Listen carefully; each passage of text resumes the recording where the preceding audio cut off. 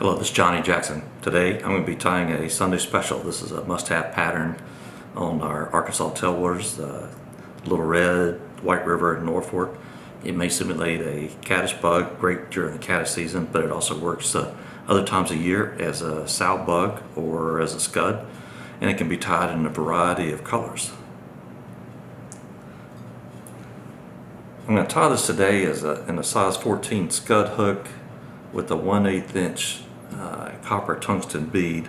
I'm actually using a fulling mill FM 1160, which they call a grub hook, 1/8 inch copper bead, UTC 70 denier tan thread, and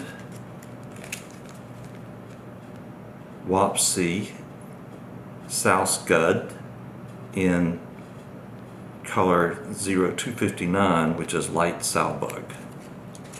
But you can use a variety of dubbings on this. So to start, I'll usually, on the size 14, I usually throw in some wraps of lead, and I'll put about 8 wraps of lead around the hook shank, break it off, cut it off on that end with my fingernail, and then I push those wraps of lead up inside the bead. Then I'll take my thread, like say UTC 70 denier and tan, and I'm going to start doing wraps of thread on the hook shank behind that last wrap of lead. Break that off, and I'm going to build up a little thread dam right there behind that lead, and then I'll do wraps of thread over the top of the lead just to fully hold that in place. I'll come down the hook shank. You can see I'm kind of building up a little taper to that point of lead,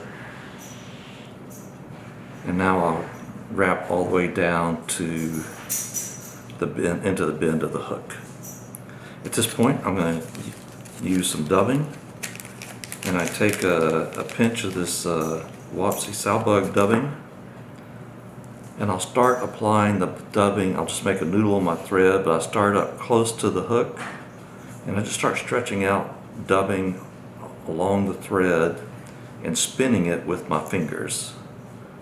If I don't think I have enough, I'll go back and add a little bit more, and I'll get maybe about a 3 to 4 inch loop of dubbing. I can always noodle of dubbing, and I can always go back and add a little bit more.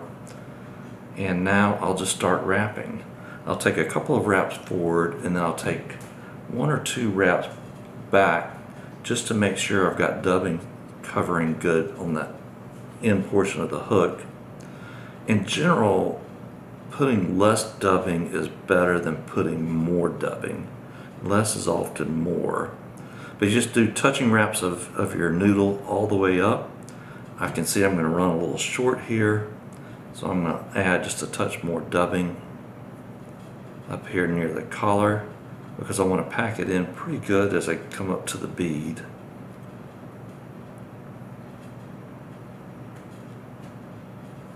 So we'll just keep wrapping, and I'm wrapping it right into the bead.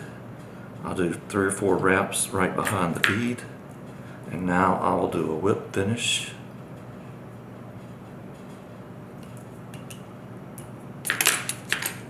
Trim it off, and a little dab of head cement, which is Sally Hansen's Hard as Nails, and I am done.